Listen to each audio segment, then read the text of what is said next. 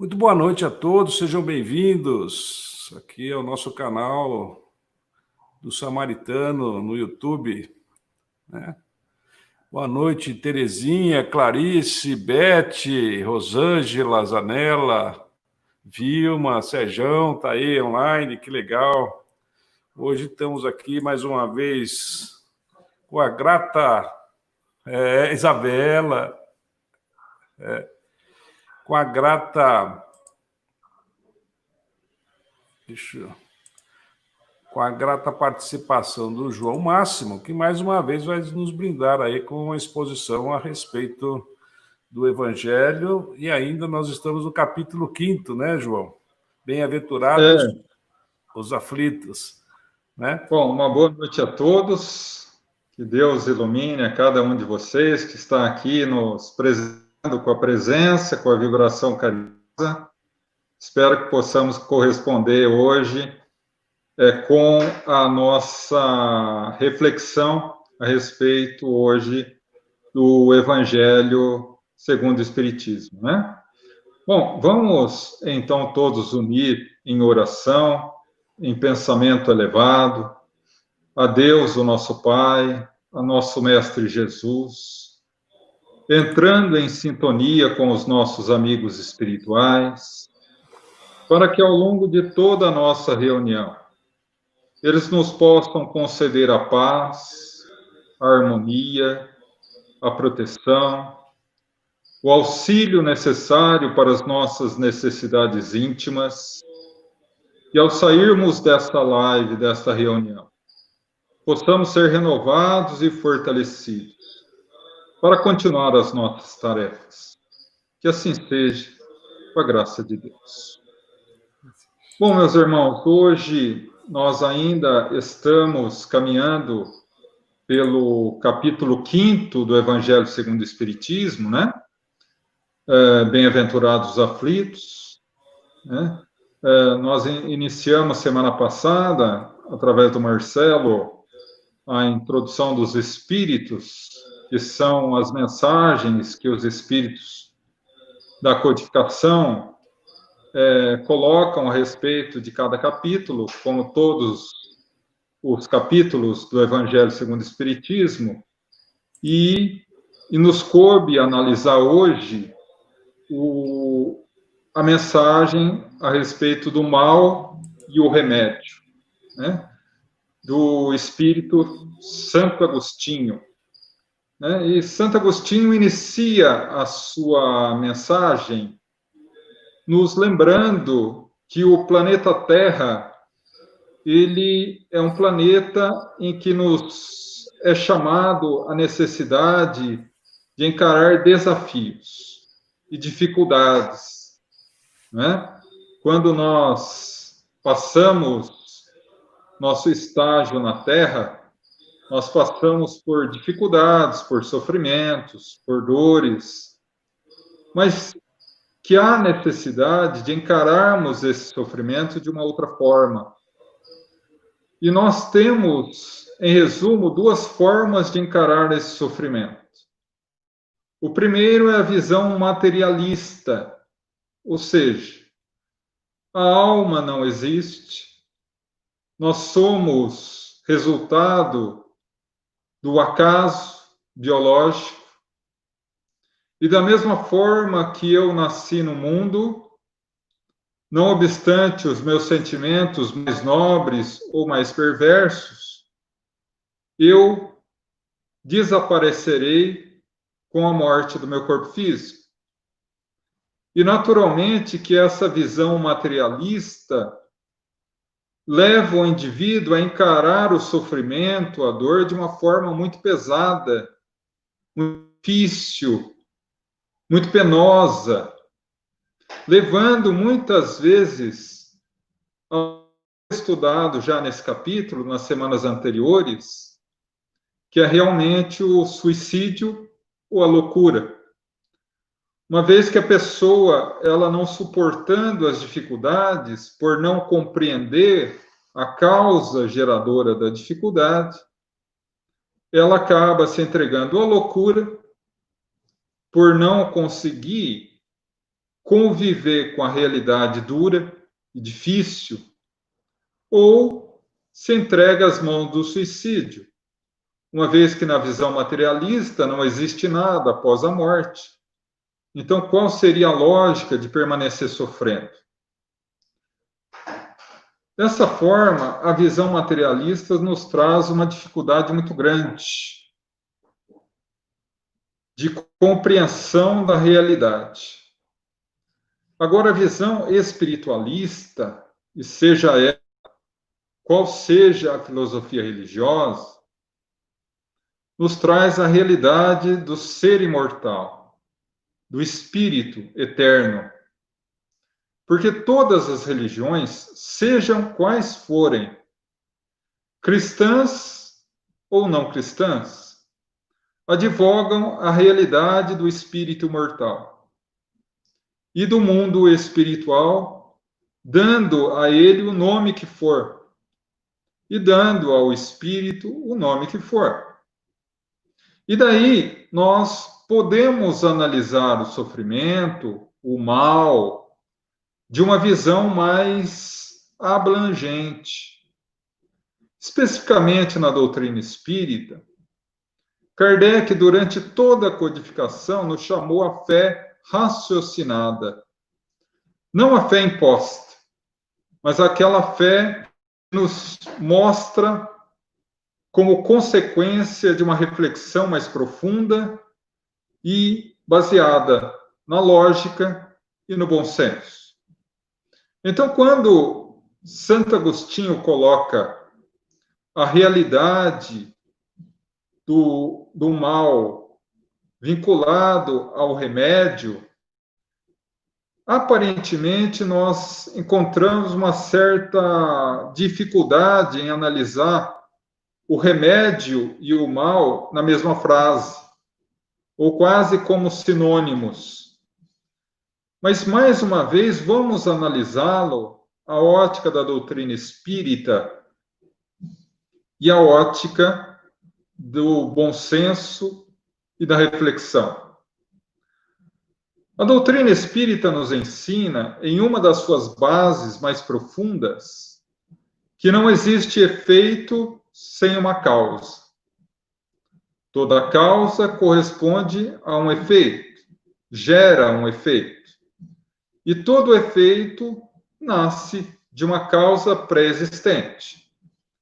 Se nós advogamos a ideia de que somos espíritos imortais, e, portanto, nascemos muito antes da concepção física e viveremos eternamente muito após a decomposição cadavérica, nós somos forçados a crer que o mal que nos acontece tem uma causa e que essa causa, não se encontrando na vida atual, se encontra na vida futura, na vida anterior. Só que, como analisar o mal? A primeira coisa que devemos analisar é uma questão que traz uma dificuldade de interpretação muito grande para todas as religiões em todas as épocas da humanidade. O mal vem de Deus? Quando eu faço essa pergunta, muitas pessoas podem analisar como uma questão bíblica, ou uma interpretação bíblica do fato, quando no Antigo Testamento nós tínhamos um Deus antropomórfico, um Deus com qualidades humanas, um Deus que premiava o povo eleito e castigava os demais. Um Deus que gostava de ser bajulado e que detestava ser contrariado. Um Deus das catástrofes, como, por exemplo, o dilúvio, como, por exemplo, as pragas do Egito, e tantas outras manifestações que eram a visão antiga do povo eleito, os hebreus, uma manifestação da ira de Deus, o que cunhou até hoje muitos religiosos, particularmente os nossos irmãos católicos e evangélicos, acunhar a palavra temente a Deus, ou seja, temer a Deus, ter medo do Pai.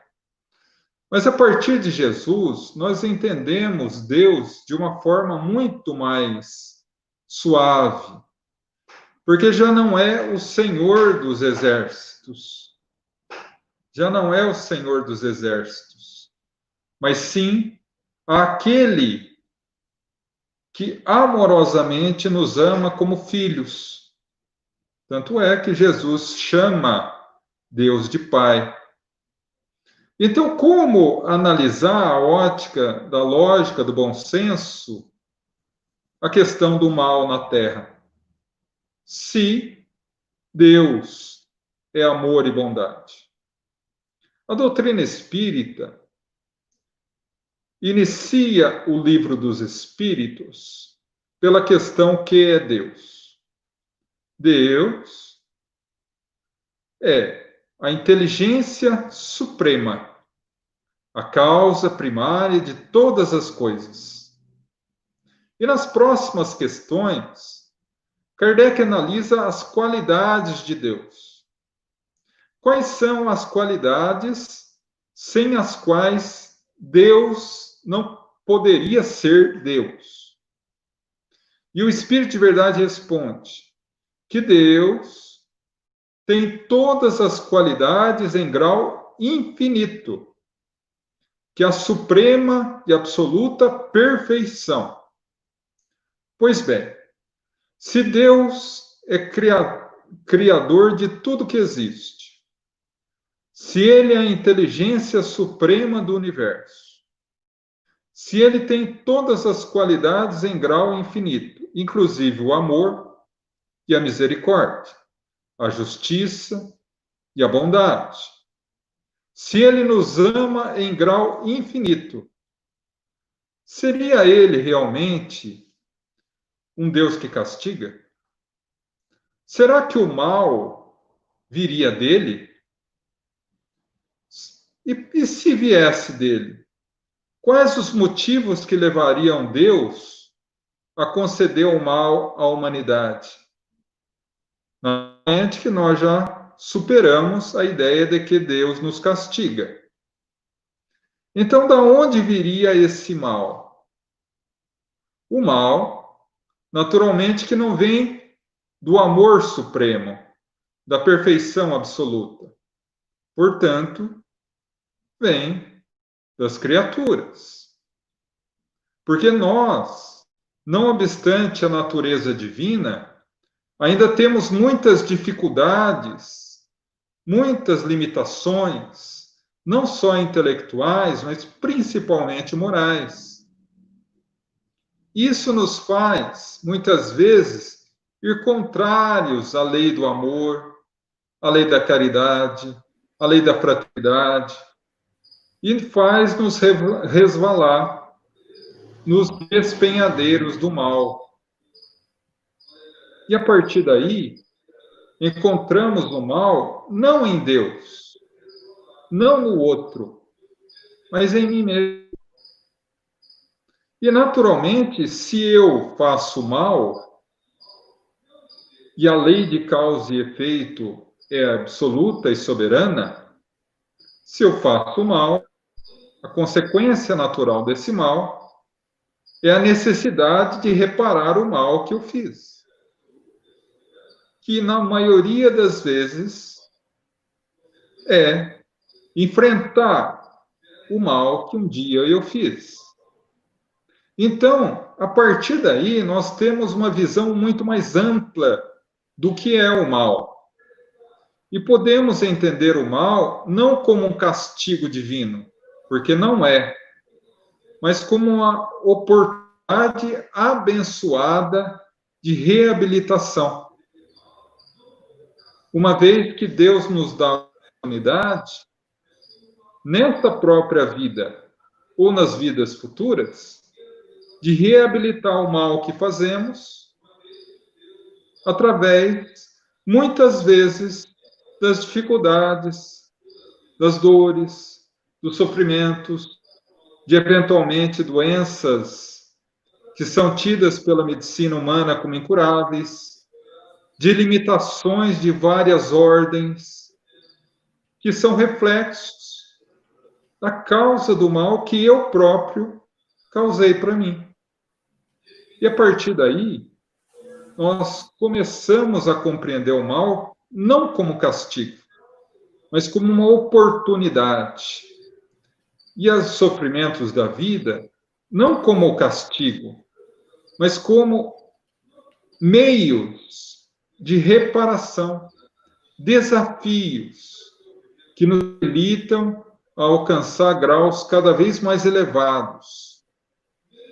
Porque vamos imaginar, se o mal, o sofrimento, a dor, a dificuldade, as inibições fossem um castigo divino, Jesus, que é o reflexo de Deus na humanidade, que é nas palavras do próprio Mestre, o Pai somos um, ninguém vai ao Pai senão por mim, Jesus não teria sofrido na terra. Mas ele faz questão de passar pela dor e pelo sofrimento para nos ensinar que a dor e o sofrimento não são gerados pelo mal divino, se isso é possível, ou pelas mãos de Deus, mas por consequência natural do mal que ainda existe em nós.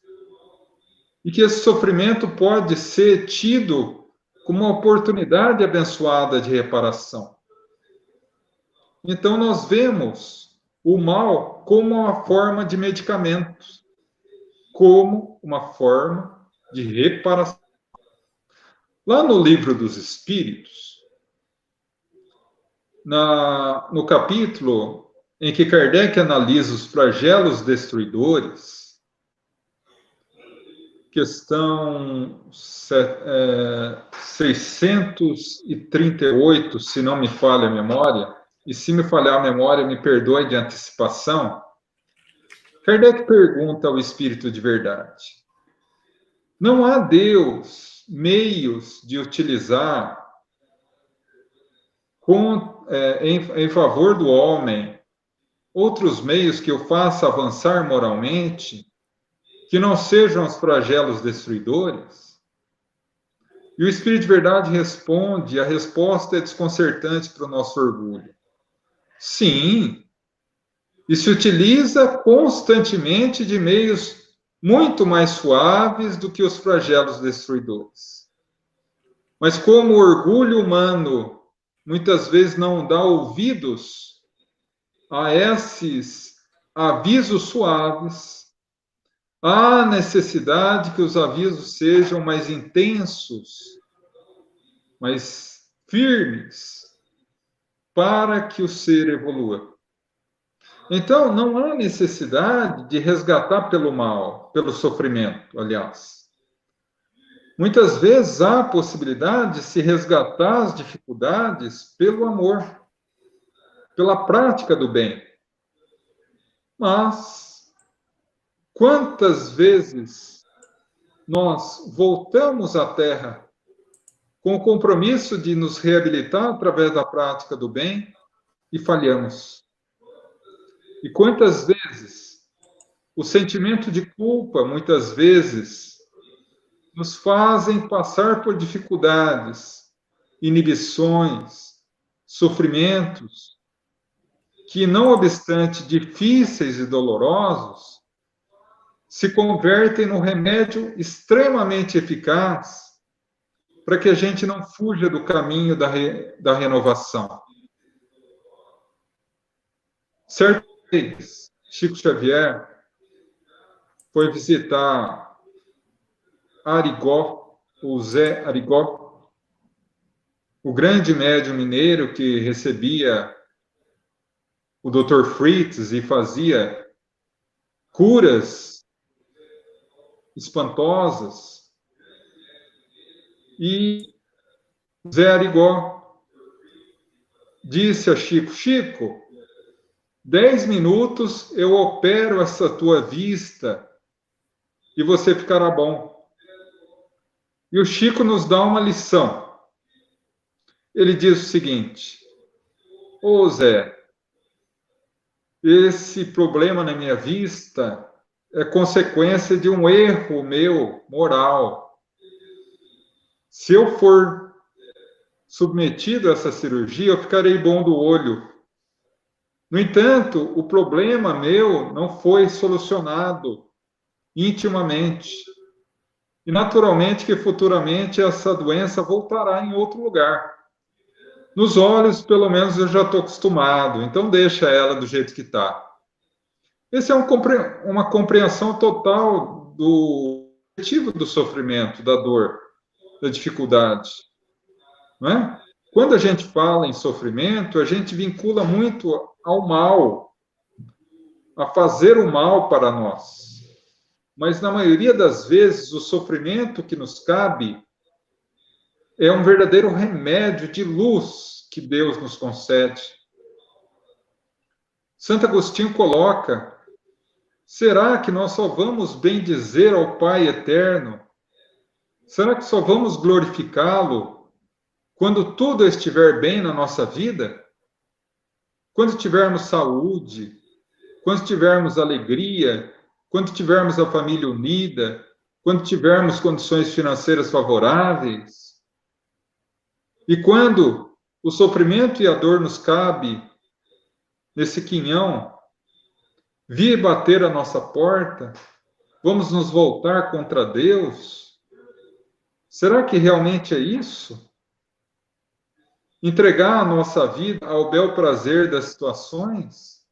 Ou tomar as rédeas da nossa existência como espíritos imortais que somos? E a partir daí, Santo Agostinho continua dizendo que nós próprios, enquanto espíritos, no mundo espiritual, na erraticidade, rogamos a oportunidade, muitas vezes, de virem determinadas dificuldades, sofrimentos, dores, com pessoas e familiares difíceis, uma vez que no mundo espiritual vemos a nossa vida no amplo e não no estrito, e retornamos à Terra, e aí quando vêm as dificuldades, os sofrimentos, as dores, os parentes difíceis, reclamamos tanto de Deus, reclamamos tanto do outro, esquecendo que Deus é infinitamente justo. Não permite que passemos nada além do necessário. Que Deus é infinito amor e bondade, que não nos colocaria uma cruz que nos esmagasse, mas nos dá uma cruz para que nós levemos ela ao Gólgota da nossa libertação moral. Nós esquecemos que temos a oportunidade de vencer na vida moralmente, que estamos aqui transitório. O mundo, na realidade, é um grande labirinto de tentações e ilusões materiais. E na maioria das vezes nós nos perdemos nesses labirintos, buscando o que não é essencial. E aí acabamos nos perdendo. Então, como encarar o sofrimento e a dor? Como um remédio amargo para nos auxiliar a vencer as dificuldades. Porque quando olhamos o nosso sofrimento como um castigo, ele nos pesa demais. Mas quando olhamos o nosso sofrimento como uma oportunidade de reabilitação, e, sobretudo, utilizamos esse nosso sofrimento como trampolim para que possamos auxiliar o sofrimento dos outros, nós percebemos que ele é um remédio extremamente eficaz para a nossa renovação moral. Certa vez, o Chico foi chamado por uma senhora a orientá-la. Seu filho era surdo mudo e cego. E não tinha os 2 braços. E a mulher chega chorando ao Chico e pergunta: Chico, meu filho, que já está nessa situação tão delicada, começou com umas dores nas pernas e os médicos dizem que vão ter que amputar. Ele que já é cego, surdo, mudo, não tem os braços, perderá as pernas também, Chico. Como eu posso acreditar na bondade de Deus? E Chico, sem saber o que responder para aquela mãe, percebe a presença luminosa de Emmanuel ao seu lado, que lhe diz: diga à nossa irmã para agradecer a Deus a bênção concedida ao seu filho. Ela diz: mas como pode ser uma bênção, Chico? E Emmanuel esclarece: o filho dela, por 5 encarnações, havia se matado. Ele vinha para cumprir uma tarefa. Sempre que chegava no momento clímax da tarefa, ele fugia através das mãos do suicídio. E ele já estava pensando em se afogar num lago próximo da casa dele. Para que ele não perdesse mais essa encarnação, Emmanuel e os amigos de luz da família rogaram a Deus e foi concedido ele perder as pernas para cumprir a sua missão. E aí eu pergunto, perder as pernas, já sendo dessa situação, deve ser um sofrimento terrível, aparentemente um grande mal. Mas quanto será o benefício e o remédio amargo que trará a saúde espiritual desse homem quando desencarnar? Encontrará a paz de espírito de ter vencido a luta. Então, meus irmãos, precisamos entender que o mal não nasce de Deus, nasce de nós.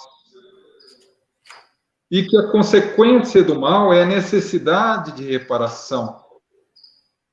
E quando não conseguimos, por algum motivo, reparar esse mal através do amor e da prática do bem, ou como bem diz o apóstolo Pedro na sua 2ª carta, só o amor cobre a vastidão de pecados do mundo, somos convocados muitas vezes pela nossa própria consciência a restituir a pureza da nossa alma, do nosso espírito, do nosso coração e da nossa consciência através das lágrimas. E aí Santo Agostinho continua dizendo que o grande remédio para encarar o sofrimento e a dor do mundo é a fé em Deus. Mas não a fé imposta, não a fé colocada por alguém, porque a fé é uma semente que brota na ação do indivíduo. Não é uma fé imposta, é uma fé que nasce. E a doutrina espírita nos convoca a fazer que nós tenhamos em nosso coração a fé raciocinada. Porque a fé sem raciocínio enlouquece, levando ao fanatismo. Mas a fé raciocinada é aquela que nos faz entender o porquê sofremos. E isso nos dá uma força inabalável. Porque começamos a nos deparar com a realidade que o mundo quer esconder a qualquer custo. Que não somos seres materiais. somos seres espirituais. E a fé que nasce disso nos faz superar qualquer adversidade. Assim como fez Jesus. Ele sofreu cada passo da crucificação, mas jamais perdeu a fé. Jamais perdeu a fé. Então, a partir daí, nós temos a fé raciocinada como a única maneira de encarar o sofrimento. Não como um mal, mas como um remédio que nos reabilitará a saúde espiritual. Quantos foram aqueles que foram curados por Jesus, mas o espírito continuava doente? Então, devemos compreender que a fé é essa força. Mas, João, como eu posso ter essa força apenas em acreditar em Deus? Mas a fé não é acreditar. Porque quem hoje acredita, amanhã desacredita. A fé é muito mais do que acreditar. A fé é se entregar. A fé, como diz Chico Xavier, a fé é colocar o pé e aguardar que Deus coloque o chão. É se entregar nas mãos dele. Não obstante a dificuldade, dizer: Deus, me entrego em tuas mãos, porque eu sei que nada de mal pode me acontecer. E o eventual mal que me aconteça, o sofrimento que me ocorra, é para o meu bem. Nós nos vinculamos demais a agradecer as bênçãos que recebemos. A família unida, as possibilidades financeiras, as idades, as facilidades. Mas quão poucos agradecem as dificuldades que passam com um meio de evolução. Essa é a verdadeira fé. Abrir a mente para pensar como espírito imortal e não como ser encarnado. E aí, meus irmãos, compreendemos que o mal nada mais é do que oportunidades que temos de reencontrar a saúde integral. E o remédio que o sofrimento traz, muitas vezes é o remédio mais eficaz para nos trazer a saúde. E aí, concluindo esse raciocínio, eu parto para a próxima mensagem, que, de alguma forma, complementa esta. A felicidade não é deste mundo. E quando se fala em felicidade, não é deste mundo, muito disso tiramos pelo fato de sofrermos na Terra.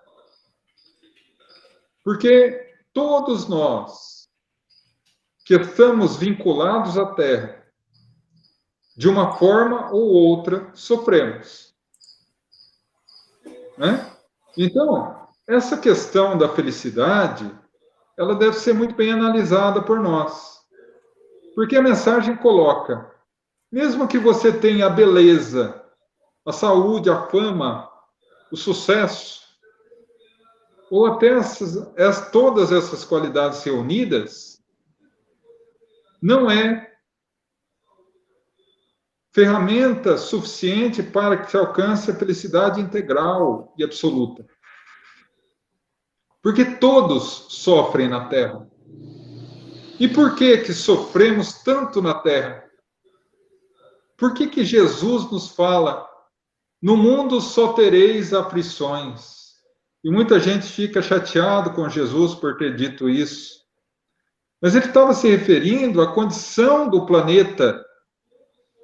O planeta Terra, para a maioria esmagadora de nós, não só os espíritos encarnados, que contam um pouco mais de 7 bilhões, mas também a todos os espíritos vinculados à psicosfera espiritual do planeta, o planeta Terra é um hospital.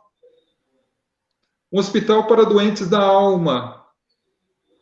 Que naturalmente esse descontrole, essa doença da alma, ela gera consequências no corpo. Gera consequências nas inibições mentais e psicológicas. Gera consequências nas nossas dificuldades cotidianas do dia a dia. E daí não conseguimos ser felizes. Mas por que não conseguimos ser felizes? Kardec pergunta isso na questão 920 do Livro dos Espíritos. É possível ao homem encontrar a felicidade absoluta na Terra? O Espírito de Verdade responde: não, uma vez que o planeta Terra não é um planeta perfeito. Mas o homem pode ser tão feliz quanto o planeta lhe permita. Uma felicidade relativa. Então, não é o fato de nós estarmos num planeta hospital que vai fazer com que passemos a vida inteira reclamando e chorando. Podemos ser extremamente felizes, mas depende do nosso ponto de vista, da forma com que encaramos a felicidade. A maioria das pessoas vincula a felicidade a questões materiais, a questões de relacionamento. Geralmente, a pessoa se vincula muito à felicidade dizendo: quando acontecer algo, eu serei feliz. Quando eu me casar, quando eu fizer concluir a faculdade, quando eu tiver filhos, quando eu tiver uma promoção no trabalho, quando eu me aposentar. Mas esquece-se que a felicidade não nasce de situações materiais, de relacionamentos, de situações da vida física. Se a gente pudesse colocar a felicidade nos termos evangélicos, se a gente pudesse utilizar alguma expressão de Jesus que caísse muito bem como definição de felicidade, com certeza poderíamos utilizar a expressão reino dos céus, a felicidade maior. Pois bem, Jesus certa vez disse: o reino dos céus está dentro de vós. Poderia concluir ou modificar essa frase dizendo: a felicidade real está dentro de vós. Nós somos felizes ou infelizes. Nós plantamos no nosso jardim do coração as ervas daninhas da infelicidade ou da felicidade. Por quê? Porque cabe a nós olhar o mundo como um vale de lágrimas, ou olhar o mundo com as belezas que ele tem. O mundo nos dá milhares de oportunidades para sermos infelizes, mas nos dá milhões de oportunidades para sermos felizes. Quando nós encontramos isso, encontramos a felicidade. Na questão 721 do Livro dos Espíritos, Kardec pergunta: uma vez que o planeta, para conceder a felicidade absoluta, precisa mudar, é possível, enquanto isso, o homem alcançar uma felicidade relativa? E o Espírito de Verdade responde: sim. Em realidade, a grande infelicidade do homem nasce das suas próprias atitudes. Nós que planejamos a nossa infelicidade. Nós que buscamos e garimpamos no mundo a nossa dita, a nossa própria infelicidade. E ele prossegue na questão 922, quando ele pergunta: mas qual é a medida da felicidade para todos? E a resposta é desconcertante. A felicidade material consiste em ter o necessário.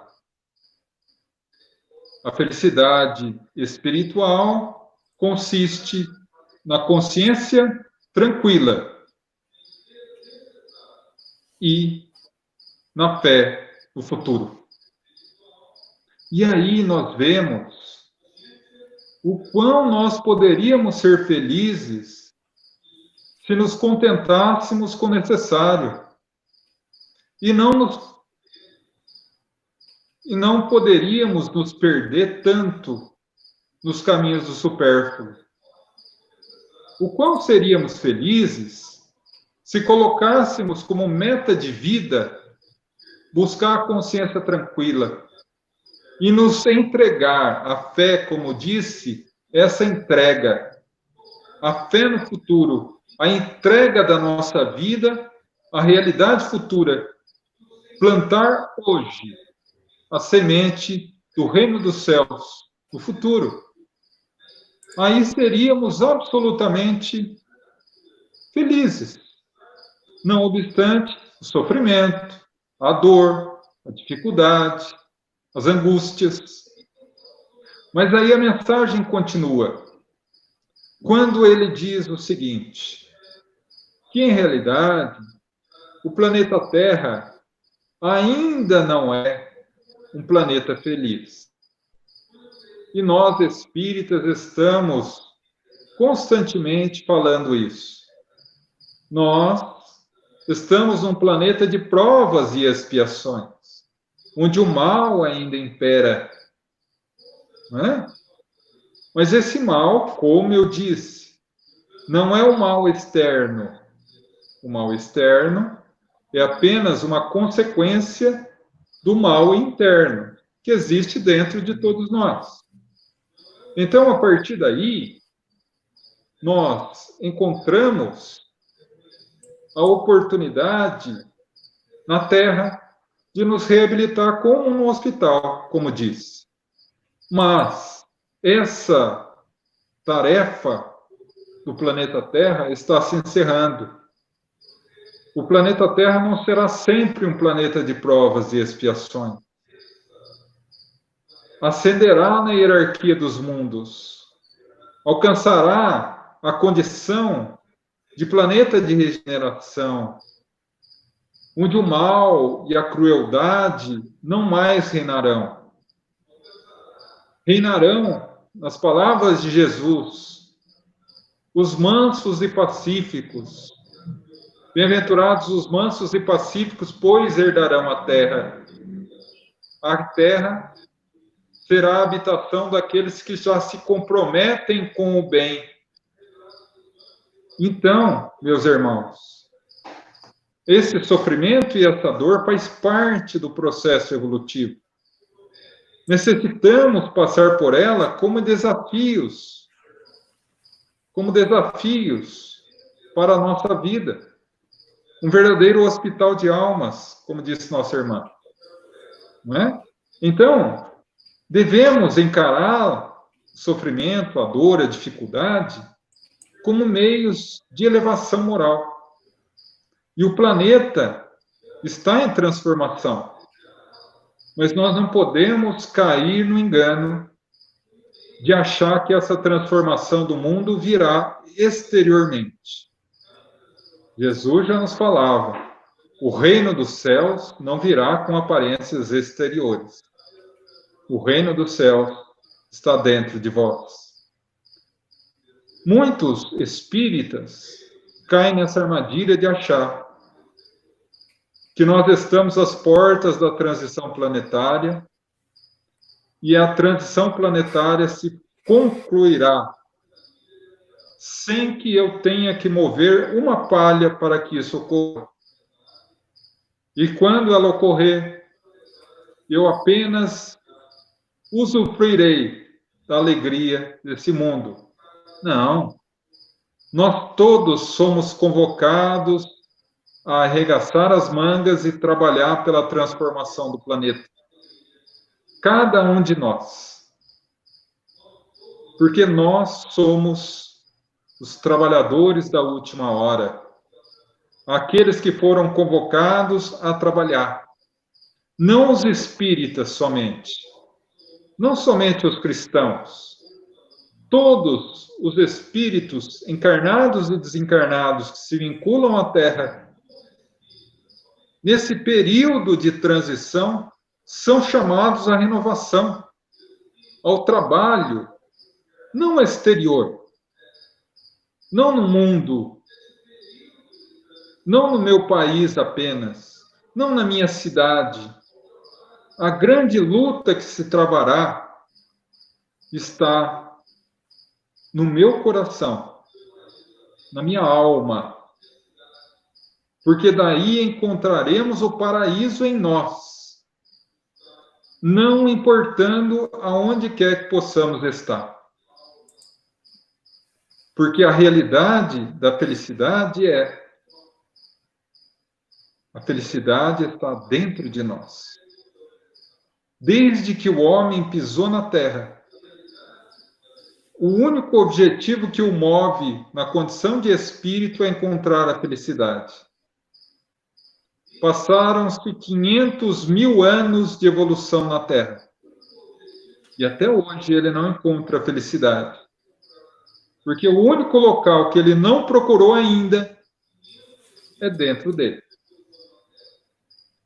E Kardec, mais uma vez, na sua genialidade, faz essa pergunta ao Espírito de Verdade.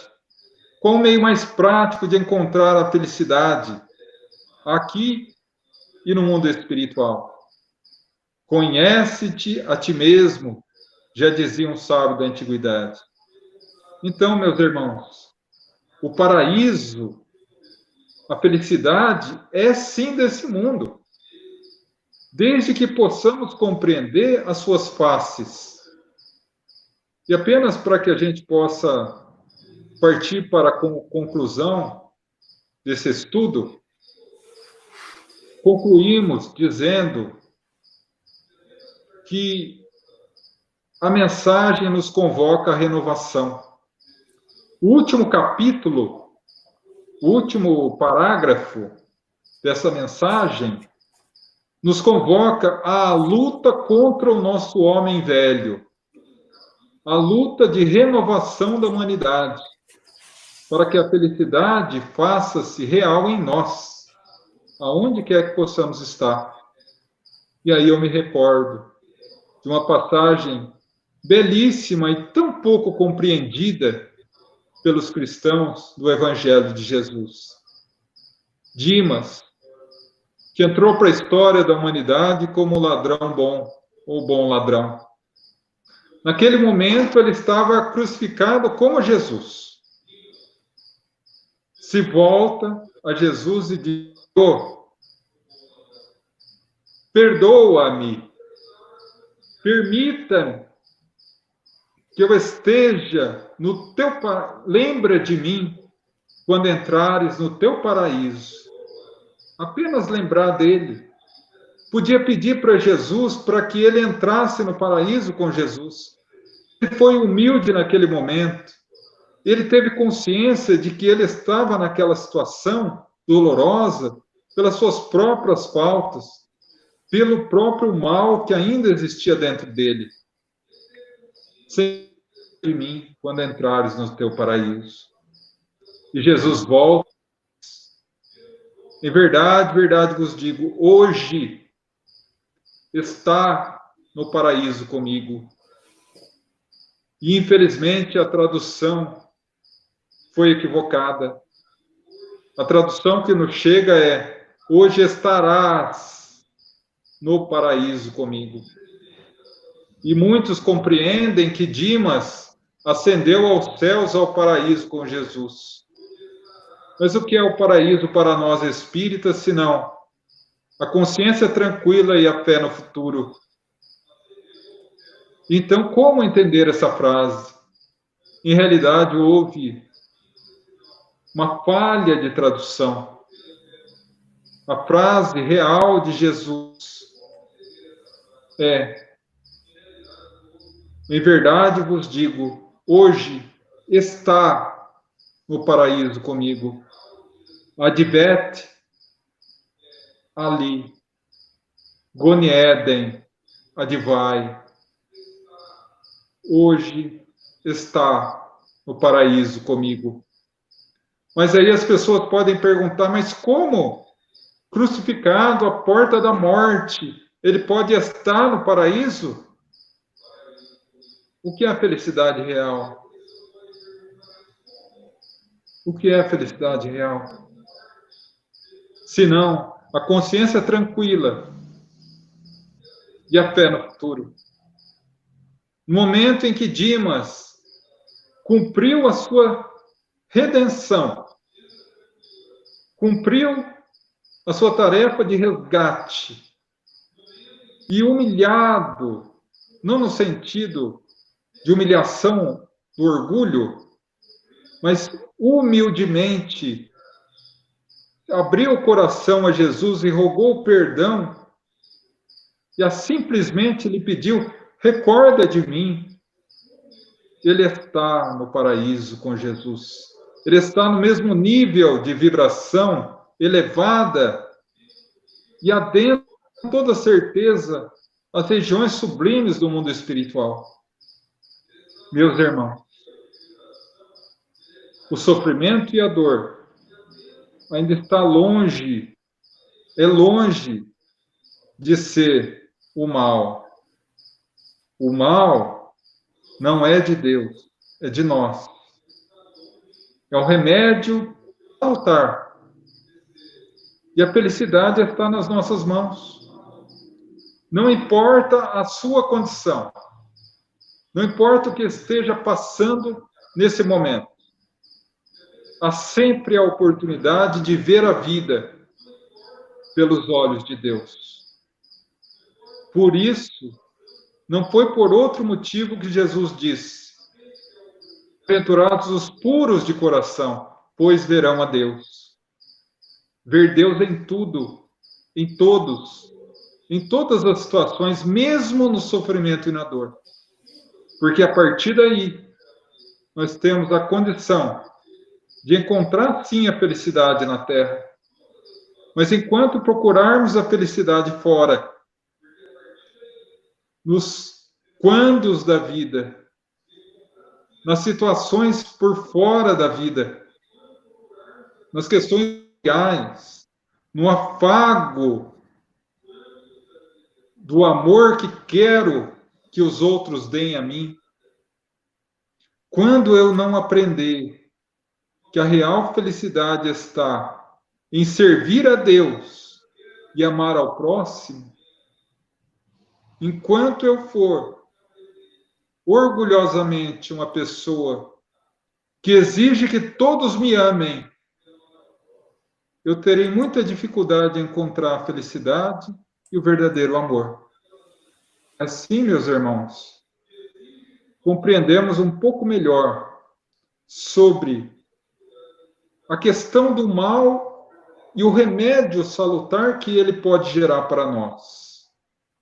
E a felicidade, não obstante as dores, os sofrimentos, os espinhos que essas estradas estreitas da vida física nos oferecem, se olhado adiante a porta estreita que está próxima, nos transformará em bênção e luz para a nossa vida. Agradeço profundamente a cada um que esteve conosco, conectados, e vamos à nossa prece de encerramento, para que possamos concluir a nossa reunião. Agradecemos a Deus, o nosso Pai, a Jesus, o nosso Mestre, à Virgem Santíssima de Nazaré e a todos os nossos irmãos de luz que aqui estão conosco, agradecendo a oportunidade de reflexão a respeito das realidades do Evangelho de Jesus, que foi novamente iluminado pelas luzes e os faróis da doutrina espírita.